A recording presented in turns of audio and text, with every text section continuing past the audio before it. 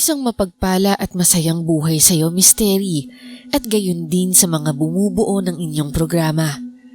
Ako nga po pala si Rona at nais ko pong isalaysay ang isang kwentong hindi basta pinaniniwalaan ng iba kong mga kakilala. Sa totoo lang po, matagal ko nang kinimkim ang karanasang ito.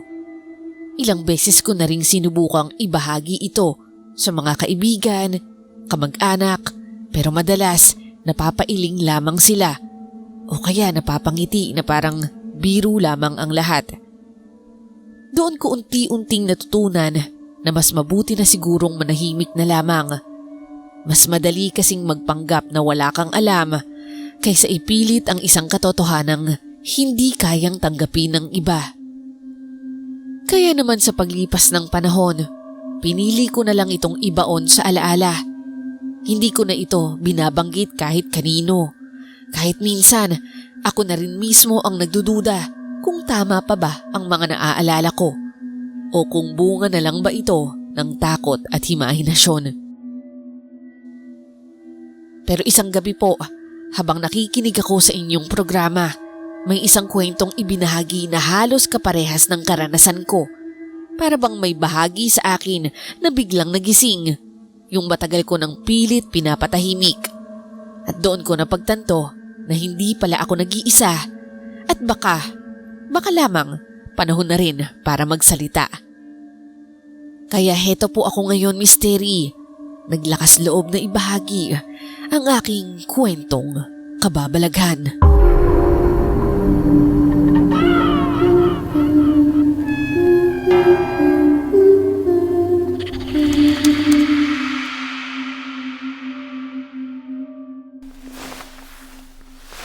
Rona, halika nga muna rito. Maghugas ka na ng pinggan at baka mamaya ipisin na ang mga ito. Mamaya na Paula. Naglalagay pa ako ng cutics eh. Ay nako, ikaw talagang bata ka. O siya, Stephanie, ikaw na nga lang ang maghugas muna rito, anak. Ate naman eh, kanina ako na yung nagsampay ng mga damit. Ikaw na inuutusan ni Lola ngayon eh. Ano ba naman yan? Hindi nakakatuwa ate. May ginagawa pa nga ako. Ikaw na kasi. O ganito na lang, gusto mo, ilibre na lang kita ng merienda mamaya. Talaga? Anong bibilin mo? Ikaw, ano bang gusto mo? Inihaw na barbecue. Inihaw na barbecue lang pala eh. Di sige, bibilang kita mamaya. Gusto mo, 3 pa eh. Ayos, sige, ako na maghuhugas.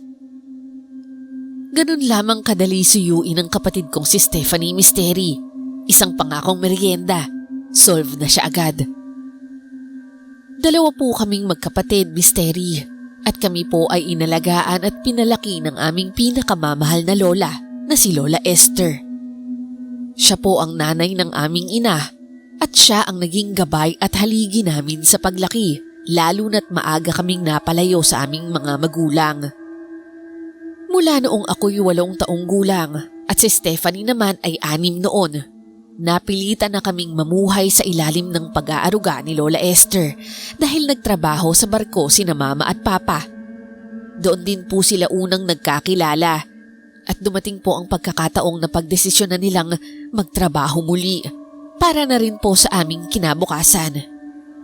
Dahil dito, laking lola po talaga kaming 2 ng kapatid ko. Siya ang naging gabay namin, ang nagturo ng tamang asal at minsan ay nagiging mahigpit kapag kailangan. Ako naman po ang tipong pasaway sa aming 2. Madalas ay matigas ang ulo at mahirap pakisamahan, lalo na sa mga bagay na ayaw ko o hindi ko gusto. Si Stephanie naman po sa kabilang banda ay mas masunurin, laging sumusunod sa mga utos ni Lola at tila natural na napapansin ng lahat ang kabaitan at pagiging maayos niya. Sa aming pamilya at mga kakilala, madalas akong nasasabihan na matigas ang ulo. Madalas din itong ikabahala ng aming mga magulang at kahit sa simpleng bagay lang, halatang hindi ako sumusunod sa inaasahan sa akin. Ngunit kahit ganoon po ang aking ugali, may malambot na bahagi rin naman ng aking puso. Hindi ko lang agad yun ipinapakita Bumabawi lang ako sa ibang paraan, sa pagiging mapagbigay, sa pagpapasaya sa mga taong mahal ko, o sa simpleng pagtulong kahit hindi ko naman kailangan. Sa ganitong paraan, lumaki kami ni Stephanie. Ako bilang pasaway na may pusong mabuti at siya naman bilang masunuring kapatid na handang makinig at umalalay sa bawat hakbang ko. Ang pagkakaiba namin ni Stephanie ang nagpapatibay sa aming samahan.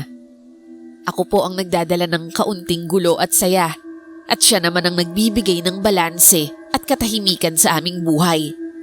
Sa kabila ng lahat, nagkakaintindihan at nagmamahalan kaming dalawa at sa bawat araw na lumilipas, mas lalo naming naiintindihan ang isa't isa habang patuloy kaming pinapalaki at minamahal ni Lola.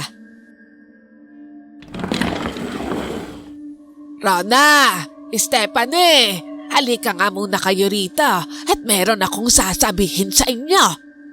Lumapit kami ni Stephanie sa sala. Medyo nagtataka kung anong abiso ang ibibigay ni Lola.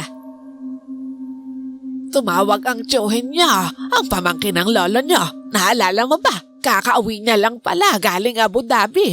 At nais niya sanang dumalaw kayo sa kanyang bahay para ibigay daw yung mga pasalubong.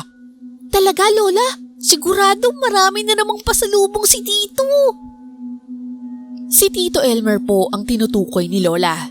Siya ay nakakatandang pinsan ni Papa. Noon pa man, malayo na ang loob ko sa kanya. Hindi ko po maipaliwanag pero parang may kakaiba sa kanya na hindi ko nagugustuhan.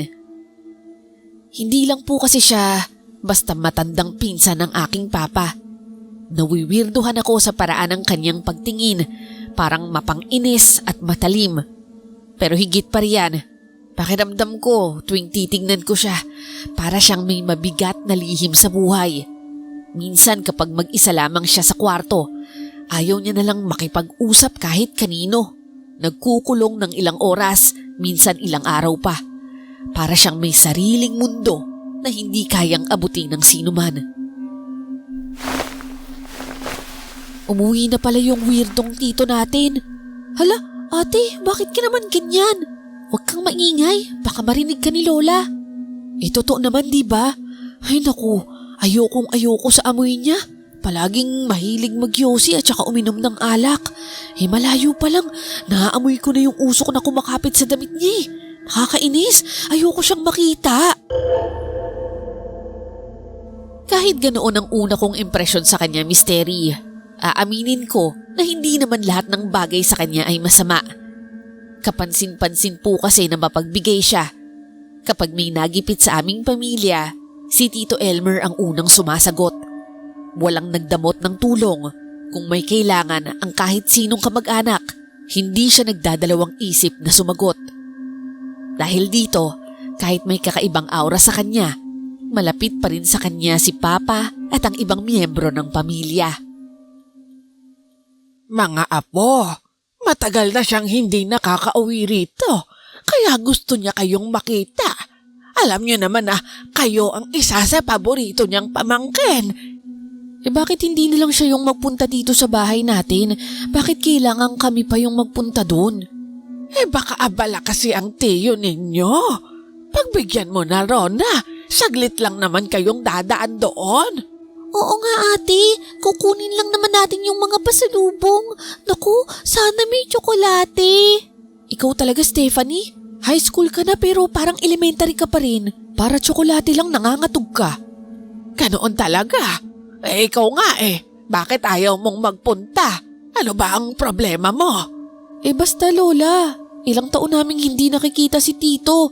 Siyempre, nakakailang. Mabait naman ang tito mo. At saka, ang mga kapitbahay naman doon ay mga kamag-anak nyo rin. Basta bukas na bukas, tumuloy na kayo doon, ha? Dumaan lang kayo at sabihin niyong kinakamusta ko siya. Lola, bukas agad. Mayroon kaming program sa school. Malamang abutin po kami ng hapon at siguradong pagod na kami sa pag-uwi. Di umuwi ka ng mas maaga. Isang sakay lang naman iyon mula sa inyong eskwelahan. Tapos pagbalik nyo, isang sakay lang din dito. Wala na akong naisagot noon kay Lola. Pero sa isip-isip ko, hindi talaga ako pupunta. Kinabukasan, nagtagal ako sa school ng sadya. Kahit halos wala na akong ginagawa at tapos na ang lahat ng gawain, ayoko pa ring umuwi. Samantalang si Stephanie, hindi na talaga mapakali. Panay ang yaya niya sa akin. Ate, ano ba? Tara na, punta na tayo kay Tito Elmer.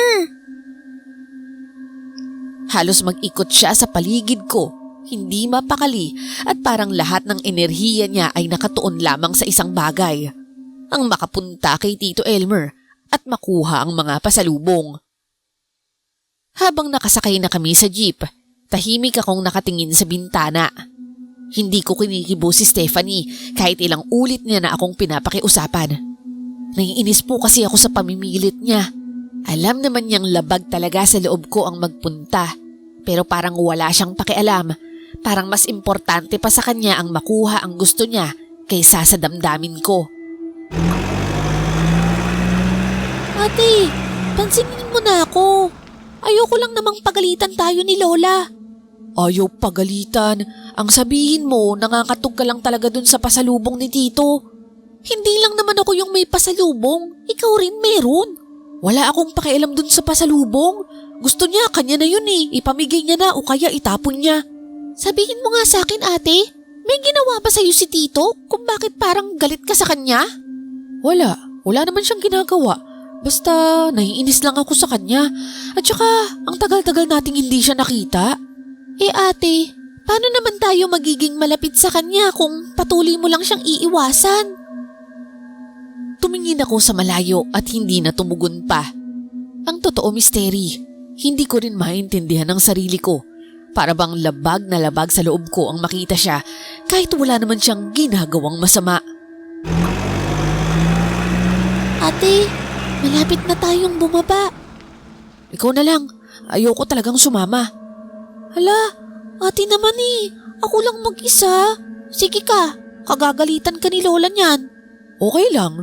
Okay lang sa aking pagalitan ni Lola kaysa pumunta. Ayoko talaga. Sigurado ka na ba talaga, ate? Oo nga, huwag ka nang makulit. Hindi na nakasagot ang kapatid ko. Marahan siyang pumara sa driver ng jeep at tahimik na bumaba. At sa huling sulyap ko sa kanya, bakas ko ang lungkot sa kanyang muka. Alam kong gusto niya akong makasama, pero mas nanaig sa akin ang katigasan ng ulo ko. Pinanood ko lamang siyang maglakad palayo hanggang sa tuluyan na siyang mawala sa paningin ko. At doon ko naramdaman ang kaunting kurot ng konsensya, pero mas pinili ko pa ring balewalain yun. Ara na, bakit ang aga mo ata? Asan ang kapatid mo? Doon po, dumiretso kay Tito Elmer la. Ako po, umuwi na. Ano ba naman yan? Bakit hindi ka sumama? Hinayaan mo ang kapatid mong mag-isa. Eh ayoko po kasi talaga, Lola. Ang tigas talaga ng ulo mo. Isang pakiusap lang eh, hindi mo pa magawa. Nakakahiya naman sa tito mo. Hindi na ako sumagot. Dire-diretso lang ako sa loob ng bahay at wala na rin siyang nagawa. Sanay na rin naman ako sa ganitong sermon ni Lola. Pero sa pagkakataong yun, Misteri, aaminin ko, parang mas mabigat ang bawat salita niya. Siguro dahil alam kong may punto siya at ako talaga ang may pagkukulang. Pagsapit ng 6:00 ng gabi, wala pa rin si Stephanie. Nagtaka ako. Kilalang kilala ko ang kapatid ko, Misteri. Hindi po siya yung tipong magtatagal kung sinabihan mo ng umuwi agad. Lalo na't alam niyang magagalit si Lola. Lola, 6:00 na po. Wala pa rin si Stephanie. Baka nalibang lang doon. Alam mo naman, masaya kapag may pasalubong. Tumango lamang ako pero hindi pa rin ako mapakali. Kinuha ko ang cellphone ko at tinext ko siya. Stephanie, nasan ka na? Umuwi ka na.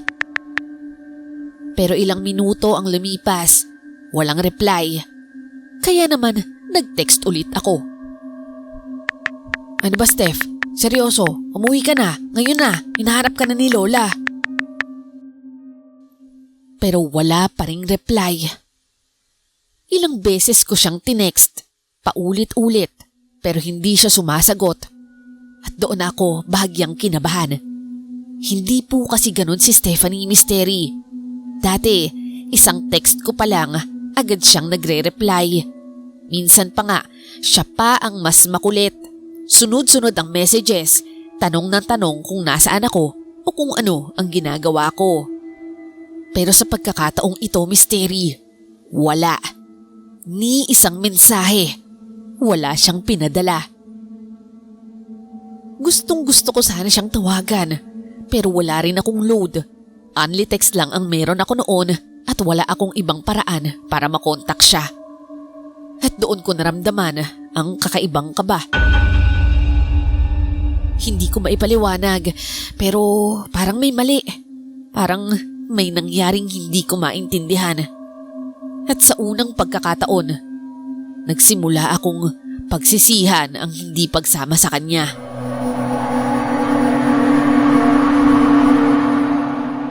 Nauna nang matulog si Lola. Maaga naman talaga siyang natutulog at kampante siya na uuwi rin maya-maya ang kapatid ko. Inisip niya na baka doon na naghapunan si Stephanie kasama ang iba naming mga pinsan. Pero ako, hindi ako mapakali. Parang pakiramdam ko mayroong mali. Nakahiga ako pero tulala lamang sa kisame. Paulit-ulit ang tingin ko sa luma kong China phone. Umaasang may bagong mensahe. Kahit isang simpleng, "Oo ate, pauwi na ako." Sapat na sana. Pero wala talaga. Dahil doon, palakas ng palakas ang kaba ko. Paano kung umatake ang kawirduhan ng tiyuhin ko? Baka kung ano ang ginawa niya kay Stephanie. O kaya naman, paano kung pauwi na pala siya pero may humarang na masasamang tao sa daan? Kinakain na ako ng kaba at lalo na ng konsensya. Naisip ko, kung sumama lang sana ako, hindi sana siya mag-iisa. Habang umaandar ang oras, pabilis naman ang tibok ng puso ko. Misteri, alalang-alala na ako sa kapatid ko. Hanggang sa maya-maya, hindi na ako nakapagtiis. Nagdesisyon na akong bumangon. Hindi na ako nagpaalam pa kay Lola. Tumakas na lang ako bigla. Kailangan kong hanapin ang kapatid ko. Kailangan kong masigurong ligtas siya. At kung hindi, humanda sa akin kung sino man ang gumawa ng masama sa kanya. Dinala ko ang malaking cutter ko, yung ginagamit ko sa eskwela. Mahigpit ko itong hinawakan, parang iyon na lang ang tanging lakas ng loob ko sa gabing yun. Isang sakay lang naman ng jeep ang bahay ng tiyuhin ko, tapos lalakarin na. Madilim na noon, bandang 11:00 ng gabi. Naglakad ako sa makitin na daan papunta sa bahay niya. Bawat hakbang ko, parang mas lalong bumibigat ang pakiramdam ko. Hindi ko may paliwanag, pero parang may kung anong nakamasid misteri. At nang sa wakas narating ko ang tahanan ni Tito Elmer, napansin kong napakatahimik din ng buong paligid. Walang ilaw sa labas at para bang walang tao. Doon ako mas lalong nakaramdam ng kaba. Tito? Tito Elmer? Stephanie? Andyan ba kayo? Nakailang tawag ako pero walang sumasagot. Dahil doon, naglakas loob na akong pumasok sa bakuran. Nahihirapan pa nga akong dukutin ang kandado ng gate nila. Nanginginig ang mga daliri ko habang pilit itong binubuksan. Nang makapasok ako, agad akong dumiretso sa may pintuan. Bahagya itong nakabukas, kaya dahan-dahan ko itong itinulak.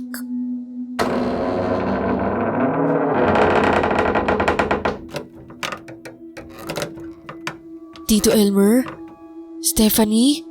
Andyan ba kayo? Pagpasok ko, unang bumungad sa akin ang tunog ng gripo. Nakabukas ito, tuloy-tuloy ang agos ng tubig sa may kusina at mukhang kanina pa yun umaagos. Kumabog na naman ang malakas ang dibdib ko at para bang habang naglalakad may nakita akong patak. patak ng dugo. Misteri, nanginginig na ang tuhod ko noon. Hindi ko alam kung anong klaseng krimen ang naganap at kung anong masasaksihan ko sa loob ng bahay na yun. Natatakot akong makita ang kapatid ko sa isang sitwasyong hindi ko kakayanin. Sana mali ako. Sana ligtas si Stephanie. Habang papasok ako, parami ng parami ang dugo sa sahig. Halos hindi na nga ako makahinga.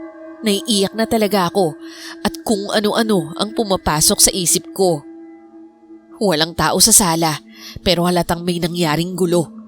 Nagkalat ang mga gamit, may mga bagay na tila itinapon kung saan-saan. Parang may nag-agawan, parang may naghabulan o may nagbunuan. Sinundan ko ang mga patak ng dugo at doon ako dinala sa kwarto ni Tito Elmer. Dahan-dahan kong binuksan ang pinto at doon may nakita akong isang nakalupasay na katawan. Puno ito ng dugo. Hindi ko na magawang huminga. Napahinto ako at nanigas ang buong katawan ko. Tito Elmer? Misteri, ang nakalupasay sa sahig na wala ng buhay ay walang iba kundi si Tito Elmer. At sa sandaling yun, Misteri, isang tanong lamang ang tumakbo sa isip ko. Anong nangyari dito? At nasaan ang kapatid ko? Dahan-dahan kong niligid ang paningin ko. Pinipilit ihanda ang sarili sa kahit anong makita ko. Kahit parang sasabog na ang puso ko sa kaba, pinilit kong lumingon. At doon, Misteri, sa sulok ng madilim na kwarto, nakita ko siya. Si Stephanie. Nakaupo siya sa sahig, iyakap ang kanyang mga binti. Nakatungo, parang wala sa sarili. Hindi siya gumagalaw, hindi umiimik, nakatulala lang at nakatingin sa dingding.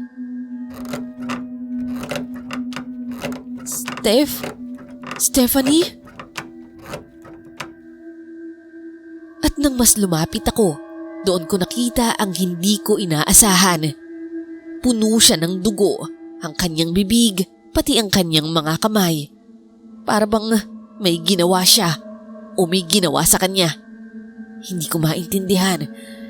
Pero kahit ganoon ang itsura, napakalaking ginhawa ang naramdaman ko. Ang mahalaga ngayon, buhay siya, buhay ang kapatid ko. Stephanie! Mabuti na lang at ligtas ka! Alalang-alala ako sa'yo. Ano bang nangyari dito? Agad ko siyang nilapitan at niyakap ng buong higpit. Akala ko, Misteri, hindi ko na makikitang buhay ang kapatid ko. Sa dami ba naman ng dugo na nagkalat sa paligid? Akala ko, isa na siya sa nabiktima ng kung sino man ang may gawa nito. Ngunit, Misteri, nagulat ako sa hindi ko inakalang reaksyon niya. Habang yakap-yakap ko siya, ay bigla na lamang siyang nagpumiglas, umiyak at paulit-ulit akong tinutulak. Sinasabi na umalis na ako at iwanan na lang siya doon mag-isa. Umalis ka na dito! Lumayo ka! Lumayo ka sa akin, ate! Ano? Ano bang nangyayari sa'yo, Stephanie? Bakit mo ko pinapaalis? Umalis ka na, ate! Iwan mo na akong mag-isa dito! Hindi kita iiwan dito. Halika na, umuwi na tayo. Pero ate, ayoko kitang masaktan. Anong masasaktan? Ano bang pinagsasasabi mo, Stephanie? Halika na, hinahanap na tayo ni Lola. At si Tito, i-report natin sa mga pulis kung anong nangyari sa kanya. Hindi mo naiintindihan, ate. Ako ang gumawa niyan kay Tito. Ano? Tama bang narinig ko? Dito na bumuhos ang luha ni Stephanie. Biglang bumagsak ang kanyang balikat at isiniwalat ang lahat. Bago pa man ako makarating sa bahay ni Tito, nakasalubong ko si Tita Sylvia, yung dating asawa ni Tito Elmer. Ilang taon na rin silang hiwalay, diba? Pero magkapit-bahay pa rin sila. Ang sabi niya sa akin, gusto niyang makipag-ayos kay Tito at humihingi siya ng tulong sa akin. Niyaya niya muna ako sa bahay niya. Pinakain at pinagmerienda. At pagkatapos nun, pinapunta niya na ako dito kay Tito. O tapos, anong nangyari? Bakit nagkaganyan si Tito? Pagdating ko dito sa bahay, normal naman yung lahat. Pero makalipas ang ilang oras, nahilo ako. Nagdilim yung paningin ko at nakaramdam ako ng matinding gutom. Yung gutom na tila hindi ko nararanasan noon. Kahit anong alok ng pagkain ni Tito Elmer, hindi ko gusto. Kasi siya mismo ang gusto kong kainin. Ano? Totoo ba yung mga sinasabi mo, Steph? Huwag kang magbiro ng ganyan. Ate, tingnan mo si Tito. Sa tingin mo ba nagbibiro ako? Ate, hanggat kontrolado ko pang sarili ko, lumayo ka na sa akin, please. Ayokong saktan ka. Utang na loob. Hindi kita iiwan. Ano ka ba? Tayong dalawa, laging magkasama, di ba? Hindi ako makakapayag na magaganyan ka. Hindi pa man kami nakakabawi sa matinding revelasyon ni Stephanie. Nakarinig kami ng isang tunog ng bumukas na pintuan. Sa sobrang pagkataranta namin, sabay kaming nagtago sa malaking aparador ni Tito Elmer. At sa maliit nga na siwang ng aparador, nakita namin na ang pumasok ay si Tita Sylvia. Pero imbis na magulat ang babae, napangiti pa siya nang makita ang walang buhay na katawan ni Tito Elmer. Stephanie? Stephanie? Nandito ka ba?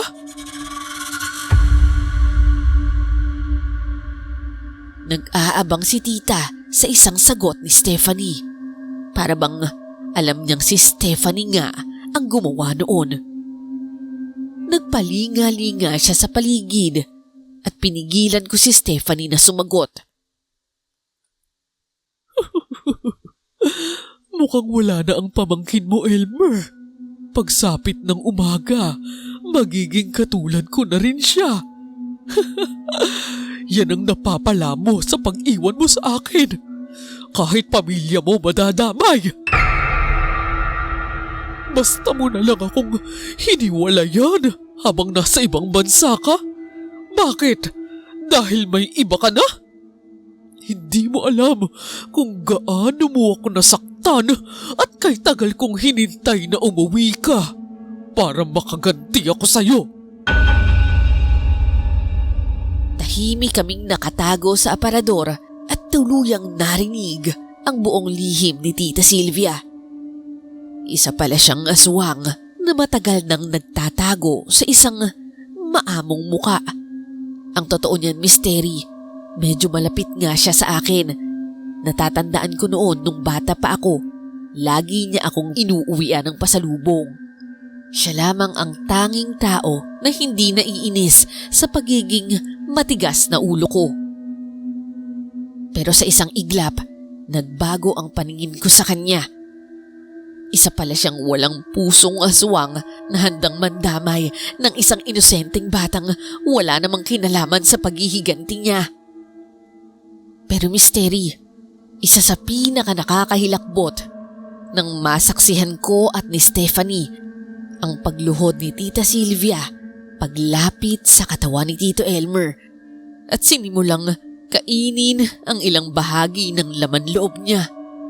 Kitang-kita ko ang bawat galaw niya, ang bawat kagat at bawat nguya sa laman. Nakakatakot at nakakatindig ng balahibo. Pero sa hindi inaasahan, Misteri, bigla na lamang tumunog ang cellphone ko.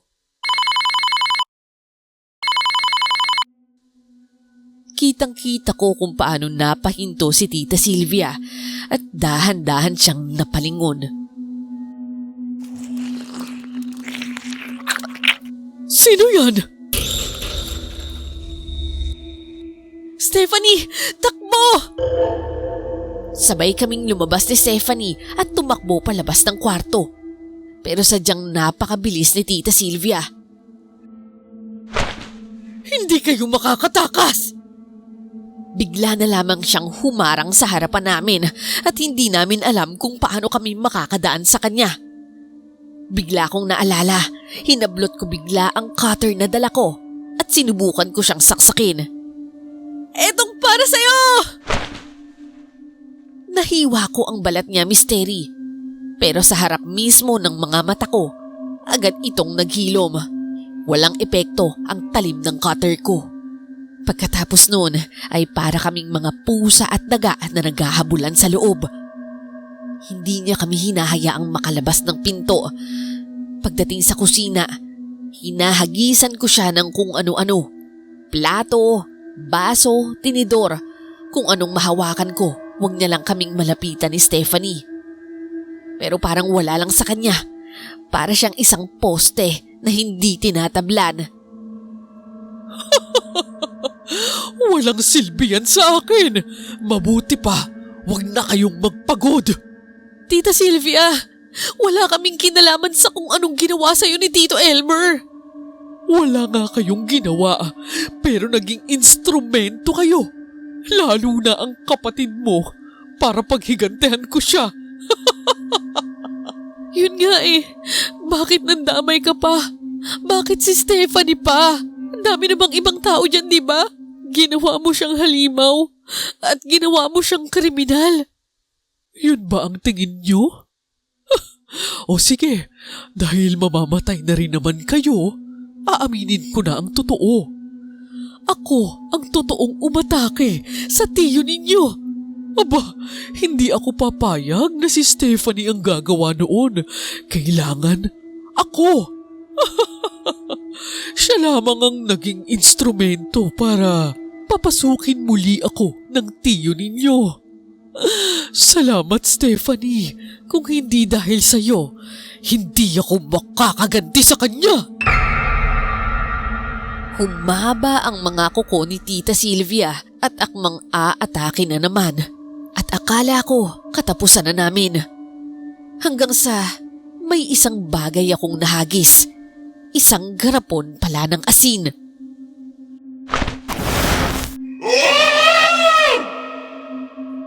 Kitang-kita ko, Misteri, kung paano parang nalusaw ang muka at balikat niya nang mabuhusan ito ng asin. Ate! Takbo! Dito kami nagkaroon ng pagkakataong makatakas. Tumakbo kami palabas ng bahay at hindi na lumingon pa hanggang sa makasakay kami sa jeep.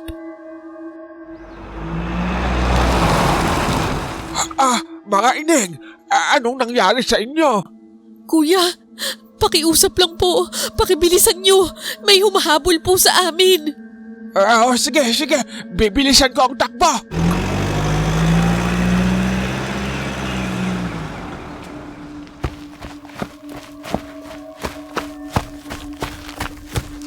Rona, Stephanie, anong nangyari sa inyong dalawa?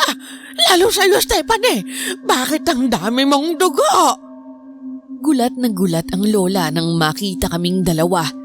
Kanina pa pala siya naghihintay sa amin nang mapansin niyang wala kaming dalawa sa loob ng kwarto. Ikinuwento namin ang lahat sa kanya, pero halatang hindi pa rin siya makapaniwala. Pero hindi nagtagal. Aray! Ang sakit ng ulo ko! Bigla na lamang naniga si Stephanie. Nangitim ang buong katawan niya. Maya-maya, bigla siyang nagwala. Nangitim ang mga mata at unti-unting naglalaway. Gutom na gutom ako! Tulungan niyo ako! Lola! Ate! Sa di inaasahan, biglang sinunggab ni Stephanie ang alaga naming pusa at bigla niya itong kinagat. Steph! Tigilan mo yan! Jesus Maria Joseph! Ang pusa! La, hawakan natin siya! Itali natin! Mystery, wala kaming nagawa. Kahit labag sa loob namin, itinali namin si Stephanie sa kama dahil sa pagkakataong yun, hindi na niya makontrol ang gutom niya. Nang masiguro naming nakatali na siyang mabuti, minabuti ni Lola na umalis at para maghanap ng albularyo. Naiwan naman ako para bantayan ang kapatid ko. Isang oras ang nakalipas nang may kumatok sa aming pinto. Narinig ko ang boses ni Lola na tinatawag ako. Rona, apo, buksan mo ang pinto. Papasukin mo ako. La, may susi naman po kayo ah. Nawawala eh. Hindi ko makita sa bag ko. Sige na, apo. Lumapit ako sa pinto at binuksan yon. Pero hindi pa rin siya pumasok. Nakatayo lamang siya sa labas at parang inaabangan ako. La, ba't nandyan pa kayo? At saka, bakit hindi nyo kasama yung albularyo? Wala eh. Gabi na kasi. Hindi mo ba ako papapasukin? Dito ako lubos na nagtaka, Mystery. Bakit hindi makapasok si Lola? Napatingin ako at dito ko napansin may pamumula sa kaliwa niyang muka at sa kanyang kaliwang balikat. Isa lang ang pumasok sa isip ko. Hindi siya ang lola ko. Hindi ko alam na posible at kung paano nagawa ni Tita Sylvia na gayahin at mag-anyong lola ko.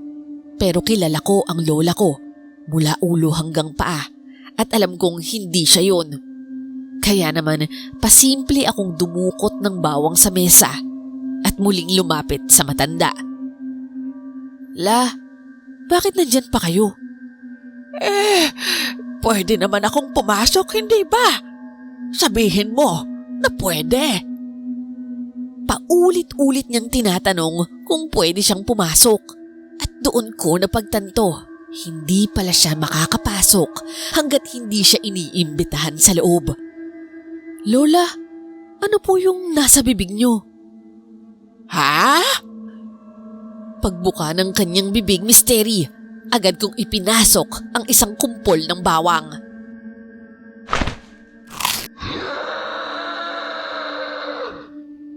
Anong ginawa mo? Tita Sylvia, ibahin mo ko kay Tito Elmer. Marunong akong lumaban. Kapag hindi mo kami tinigilan, makikita mo ang katapusan mo. Hindi kita uurungan. Hindi ko alam, Mystery, kung saan ko nakuha ang lakas ng loob para lumaban sa kanya. Pero isa lang ang alam ko noon. Kailangan kong protektahan ang kapatid ko.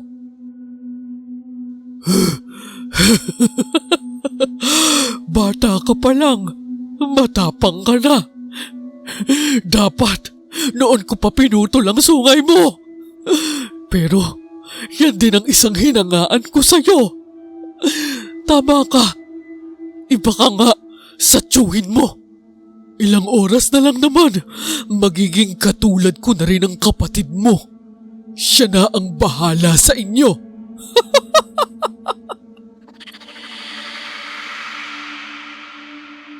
Matapos ang nakakapangilabot niyang tawa, bigla na lamang siyang tumakbo at sa isang iglap, nawala sa dilim. Matapos noon, isinara ko muli ang pinto. Agad kong nilapitan si Stephanie na pawis at wala na sa ulirat. Kabadong-kabado ako na baka maya-maya lang ay magaya na siya sa halimaw na yun. Pero hindi ako nawala ng pag-asa. Dasal ako ng dasal na sana dumating na sila Lola. 30 minutos pa ang nakalipas nang tuluyan ng dumating ang totoong Lola Esther at ang albularyo. Agad niyang ginamot at ginawa ng ritual ang kapatid ko. munti ka na siyang madali. Napakalakas ng naibigay sa kanya. Hindi lang laway ng aswang iyon, malamang nilagyan pa ng orasyon ng pagkain. Isang aswang na may dugo ring mangkukulam ang maaaring gumawa noon. Ganoon ba? Pero ang apo ko, maliligtas pa ba? Oo, mabuti na lang at naagapan. Pero kailangang mailabas niya ang lahat ng kinain niya. Mystery, napakaraming isinuka ni Stephanie noon. Sobrang dami na tila hindi ka maniniwalang galing yun sa payat niyang katawan. Pero laking pasasalamat pa rin namin ni Lola nang malaman na gagaling pa rin siya at napigilan ang ginawa ni Tita Sylvia. Kinabukasan, laking gulat namin nang puntahan namin ang tahanan ni Tito. Parang walang nangyari. Ang mga gamit niya ay malinis at maayos. Ang katawan niya ay wala na. Kahit isang patak ng dugo ay walang bakas. Hindi namin alam kung paano ipapaliwanag ang tunay na nangyari sa kanyang pamilya at mga kapitbahay. Pero bigla na lang siyang nawalang parang bula. Ipinagpalagay na lang ng ibang kamag-anak niya na baka nag-abroad muli siya at hindi na nagpaalam. Sa lahat ng nangyari, Mystery, may ilang bagay akong natutunan na hindi ko na kailanman makakalimutan. Natutuwa kong pahalagahan ang mga mahal ko sa buhay. Kung sumama lang sana ako kay Stephanie noon, hindi siya mapapahamak ng ganoon. At baka kahit si Tito Elmer ay buhay pa sana ngayon. Hanggang ngayon, dala ko pa rin ang konsensya. Pero nagpapasalamat ako dahil nabigyan pa kami ng pagkakataon na maitama ang lahat. Higit sa lahat, natutunan kong hindi sapat ang tapang kung walang pagmamahal. Sa gabing yun, hindi ako lumaban dahil matapang ako. Lumaban ako dahil mahal ko ang kapatid ko. At kung babalik man ang bangungot na yon, handa akong muling harapin ito, hindi para sa sarili ko, kundi para sa pamilya ko.